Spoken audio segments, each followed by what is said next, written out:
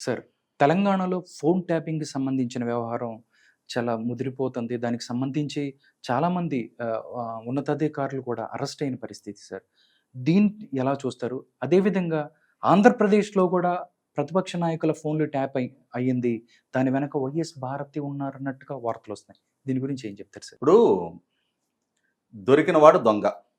హ్మ్. 2023 నవంబర్ 30 తారీఖు ఎన్నికలకు ముందు వరకు తెలంగాణలో అధికారం చెలాయించిన కేసీఆర్ గారి ప్రభుత్వం ఆ రోజుల్లో ఓటుకు నోటు అంశంలో రేవంత్ రెడ్డి గారిని అరెస్ట్ చేసి రేవంత్ రెడ్డి గారిని ఒక దోషిగా చిత్రీకరించే ప్రయత్నం చేశారు. అదే సందర్భంలో ఎమ్మెల్యేగా ఉన్న రోహిత్ రెడ్డి గారి ఫామ్ హౌస్లో అక్కడ భారతీయ జనతా పార్టీ నాయకులు టీఆర్ఎస్ ఎమ్మెల్యేని కొనుగోలు చేయడానికి ప్రయత్నం చేస్తున్నారు, మేము స్టింగ్ ఆపరేషన్ చేశాము అని చెప్పని ఆ రోజు కూడా అంటే తమను తాము నిజాయితీపరులుగా ప్రత్యర్థుల్ని దోషులుగా చిత్రీకరించే ప్రయత్నం చేశారు.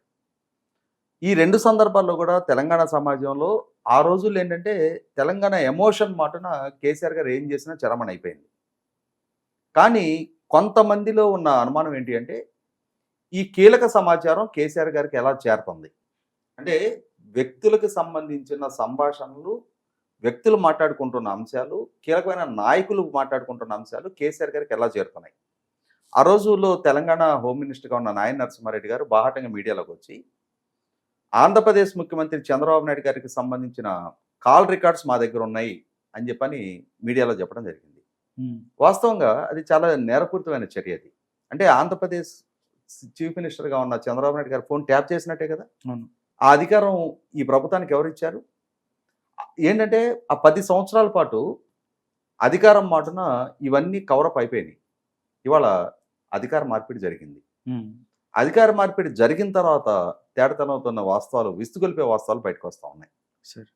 ఎస్ఐబి డిఎస్పీగా ఉన్న దుగ్గ్యాల ప్రణీత్రావు అతను స్వయంగా ఆ ఎస్ఐబి కార్యాలయంలో 17 సిస్టమ్స్ని డ్యామేజ్ చేసి ఆ హార్డ్ డిస్క్లు మొత్తం ధ్వంసం చేసి సీసీ కెమెరాలు ఆఫ్ చేసి అక్కడ అతను సృష్టించిన విధ్వంసం అసలు ఇక్కడేదో జరిగింది, దీన్ని కూపి లాగి తీరాల్సిన అవసరం ఉంది అని చెప్పని అనుమానాలు బలపరిచింది. అక్కడ మొదలైన విచారణ ప్రణీత్రావును అరెస్ట్ చేయడంతో ఆ ఎస్ఐబి మాటున జరిగిన గత 10 సంవత్సరాల ఒక రకంగా హక్కుల హరణ, ప్రతి వ్యక్తికి తన వ్యక్తిగత గోప్యతను కాపాడుకునే హక్కు ఉంది. అటువంటిది వ్యక్తుల జీవితాల్లోకి జొరబడిపోయి, వ్యక్తులు కాదు నాయకుల జీవితాల్లోకి, రాజకీయ ప్రత్యర్థుల జీవితాల్లోకి ఇవాళ రేవంత్ రెడ్డి గారి ఇంటి దగ్గర అడ్వాన్స్డ్ ఎక్విప్మెంట్ ఇన్స్టాల్ చేసి దాని ద్వారా వాళ్ళ ఇంట్లో జరిగే వ్యక్తిగత సంభాషణను కూడా విన్నారు అని అంటే అది అంటే ఇక వ్యక్తులకి ప్రైవసీ ఎక్కడుంది? రాజ్యాంగం భావ ప్రకటన స్వేచ్ఛ కల్పించింది, వాక్ స్వాతంత్రం కల్పించింది, అదే సందర్భంలో గోప్యత పాటించే హక్కును కూడా కల్పించింది. కానీ కేసీఆర్ గారి ప్రభుత్వం దానికి హరణకు పాల్పడింది అని అంటే ఇవాళ మీడియా సంస్థల అధినేతలు, ఉన్నతాధికారులు, ఆఖరికి తన పార్టీ నాయకుల మీద కూడా నిఘా పెట్టి ఆ నిఘా ద్వారా ప్రతి వ్యక్తి కదలికని తెలుసుకునే హక్కు ప్రభుత్వానికి ఎవరిచ్చారు? కూడా ప్రభుత్వం కొంతమంది మీద సర్వేలెన్స్ పెట్టచ్చు. ఎవరి మీద పెట్టచ్చు? యాంటీ సోషల్ ఎలిమెంట్స్, సంఘ విద్రోహ శక్తులు, దేశద్రోహులు, తీవ్రవాదులు అటువంటి వారి మీద కోర్టు అనుమతితోటి సర్వేలెన్స్ పెట్టచ్చు. పలానా వారి కదలిక మాకు అనుమానాస్పదంగా ఉంది, వారి మీద నిఘా పెట్టాలనుకుంటున్నాం అని చెప్పి అనుమతి తీసుకొని నిఘా పెట్టచ్చు. కానీ అనధికారికంగా కోట్ల రూపాయల అడ్వాన్స్డ్ టెక్నాలజీ ఎక్విప్మెంట్ తెప్పించి దానితోటి ఎవరి ద్వారా ఈ అధికార దుర్వినియోగానికి పాల్పడ్డారు? ప్రభుత్వ అధికారుల చేత. ప్రభుత్వ అధికారులకైనా సరే తాము చేస్తున్నది తప్పు అని తెలియదు ఆ రోజున. ఇవాళ ఆ కన్సర్న్డ్ డిపార్ట్మెంట్కి చీఫ్గా ఉన్న ప్రభాకర్ గారు యుఎస్లో ఉండి ఆయన ఇప్పుడున్న అధికారులకి కాల్ చేసి చెప్తారంట, ఇప్పుడు ప్రభుత్వ ఆదేశాలు మీరు ఎట్లా పాటిస్తున్నారో ఆనాటి ప్రభుత్వ ఆదేశాలు మేము పాటించాము అని చెప్పని. ఆనాటి ప్రభుత్వ ఆదేశాలు మీకు ఓరల్గా ఇచ్చారా, రిటర్న్గా ఇచ్చారా? మీరు ఆల్ ఇండియా సర్వీస్ అధికారులు, రూల్ ఆఫ్ లాకి కట్టుబడి పనిచేయాల్సిన అధికారులు, బిజినెస్ రూల్స్కి కట్టుబడి పనిచేయాల్సిన అధికారులు. మీకు రూల్ ఆఫ్ లా ప్రకారం ప్రతిపక్ష నాయకుల వ్యక్తిగత సంభాషణల్ని ట్యాప్ చేయమని చెప్పని, వాళ్ళ ఇళ్లలో నిఘాలు పెట్టమని చెప్పని, వాళ్ళ బెడ్రూమ్ వ్యవహారాలు కూడా మీరు సంభాషణలు వినమని చెప్పని మీకు ఆదేశాలు ఇచ్చారా? రాతపూర్వక ఆదేశాలు ఇచ్చారా? లేనప్పుడు ఇటువంటి మేము చెయ్యము అని చెప్పని చెప్పగలిగే సామర్థ్యం మీకుంది. మీరు ఆల్ ఇండియా సర్వీస్ అధికారులు. రాజకీయ నాయకులు తప్పు చేస్తుంటే ఆ తప్పుని సరిదిద్దాల్సిన బాధ్యత ఉన్న విభాగం మీది. ఐఏఎస్ అధికారులైనా, ఐపీఎస్ అధికారులైనా మీ విభాగాలను ఏర్పాటు చేసిందే అందుకు. సిస్టమ్ని ప్రాపర్గా స్ట్రీమ్ లైన్ చేసి ఎగ్జిక్యూట్ చేసే అధికారులు మీరు. మీరు ఇవాళ రాజకీయ నాయకులుగా ఉన్న పాలకులు వాళ్ళు తీసుకున్న తప్పుడు నిర్ణయాలకి తానా తందానా అని చెప్పని మీరు కూడా వంతపడిన పర్యవసానం ఇవాళ మీరు అతిపెద్ద దోషులు. ఎందుకంటే వాళ్ళు నిర్ణయాలు తీసుకున్నారో లేదో రాతపూర్వక ఆదేశాలు లేవు, అమలుపరిచింది మీరు. ఇవాళ ఎగ్జిక్యూట్ చేసింది మీరు. వ్యక్తుల సంభాషణలు విన్నది మీరు. వాటి సాక్ష్యాధారాలను చెరిపేసే ప్రయత్నం చేసింది మీరు. ఇవాళ చట్టం ముందు దోషులు మీరు. రాజకీయ నాయకులు మీకు ఎక్కడ రాతపూర్వక ఆదేశాలు ఇచ్చుండరు, కానీ ఎక్కడ దొరుకుతారు? Budget allocation. ఏ విభాగాన్ని నుంచి మీకు బడ్జెట్ అలొకేషన్ చేశారు? ఆ ఎక్విప్మెంట్కి, అక్కడ ఆఫీసులో ఎస్టాబ్లిష్ చేయడానికి ఆ ఖర్చుని ఆడిట్లో చూపించారా? ఖచ్చితంగా ఇవన్నీ నిగుదేలుతాయి. చాలా కఠినమైన శిక్షార్హమైన నేరాలు ఇవన్నీ. ఇక్కడ ఒక అంశం గుర్తు చేసుకోవాల్సింది ఏంటి అంటే, ఇప్పుడు రేవంత్ రెడ్డి గారిది కాదు, ఉమ్మడి రాజధానిలో చంద్రబాబు నాయుడు గారు ఇక్కడ ముఖ్యమంత్రిగా కొనసాగుతూ ఉండగా ఆ రోజుల్లో విభజన జరిగిన రాష్ట్రానికి సంబంధించి పెట్టుబడులు రప్పించుకోవడానికి, అక్కడ పరిశ్రమలు నెలకొల్పుకోవడానికి ఆయన పారిశ్రామికవేత్తలతో జరుపుకుంటున్న చర్చలు కేసీఆర్ గారికి ముందుగానే సమాచారం లీక్ అవుతూ ఉండేది. ఏ పారిశ్రామికవేత్తతో అయితే చంద్రబాబు నాయుడు గారు చర్చలు జరుపుతూ ఉన్నారో వారిని తెలంగాణ ప్రభుత్వం ద్వారా ముందుగా అప్రోచ్ అవటం మొదలుపెట్టారు. ఇది కనిపెట్టిన చంద్రబాబు నాయుడు గారికి అనుమానం రావటం మొదలైంది, ఏం జరుగుతుంది ఇక్కడ అని చెప్పని. చివరికి ఆయనకి తన మీద నిఘా పెట్టారు, తన సంభాషణలు వింటున్నారు అనేది నిర్ధారణ అయిన తర్వాత అప్పటికప్పుడు ఆయన అమరావతి వెళ్ళిపోవడం జరిగింది. బస్సులో ఉండి పరిపాలన చేశారు. దానికి రాజకీయ ప్రత్యర్థులు ఆయన్ని ఓటుకు నోటు అంశంలో పారిపోయారని చెప్పని అవమానపరుస్తున్నా సరే ఆయన నిందలు మోయడానికి సిద్ధపడ్డారు. కానీ ఇక్కడ తనకి భద్రత లేదు అని చెప్పని ఫీల్ అయ్యారు. ఒక రాష్ట్ర ముఖ్యమంత్రి మీద సర్వేలెన్స్ పెట్టారు, ప్రతిపక్ష నాయకుడి మీద సర్వేలెన్స్ పెట్టారు. ఇవాళ ప్రతిపక్ష నాయకుడే ముఖ్యమంత్రిగా ఉన్నారు.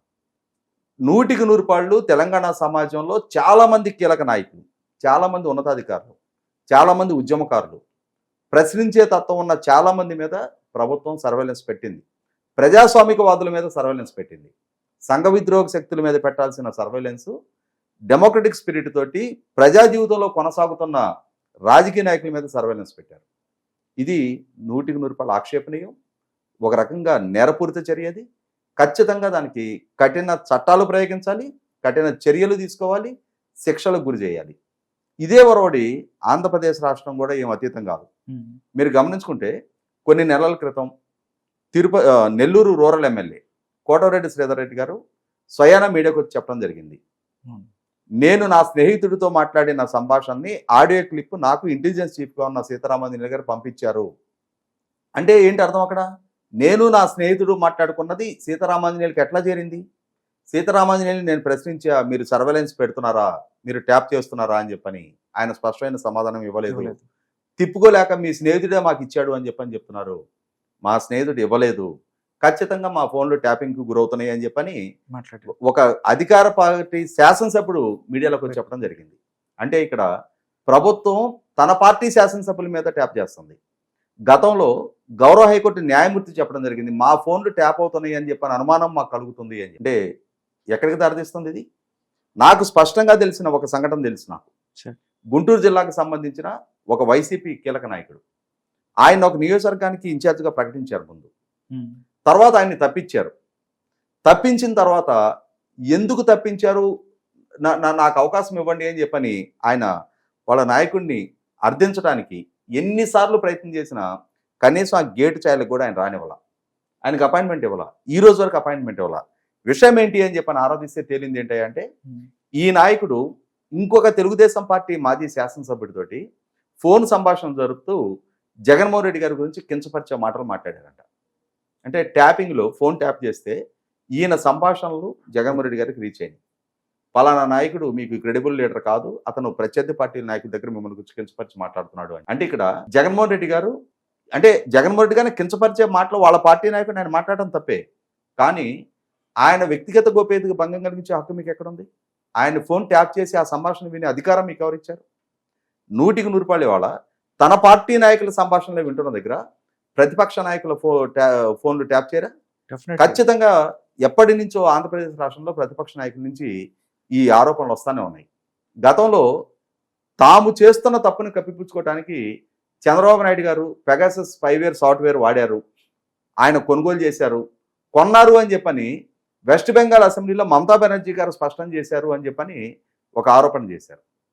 మమతా బెనర్జీ గారు ఆ విధమైన ప్రస్తావన చేసిన వీడియో ఫుటేజ్ ఈ రోజు దాకా బయటికి రాలా. కానీ దాని ప్రాతిపదికగా సభా సంఘాన్ని వేశారు, విచారణ జరిపారు. విచారణ జరిపిన తర్వాత ఒక కట్టుకథలతో కూడిన రిపోర్ట్ ఇచ్చారు తప్ప చంద్రబాబు నాయుడు గారి ప్రభుత్వం ఆ సాఫ్ట్వేర్ కొన్నది అని చెప్పని నిర్దిష్టమైన ఆధారాలు ఇప్పటిదాకా సబ్మిట్ చేయలేదు.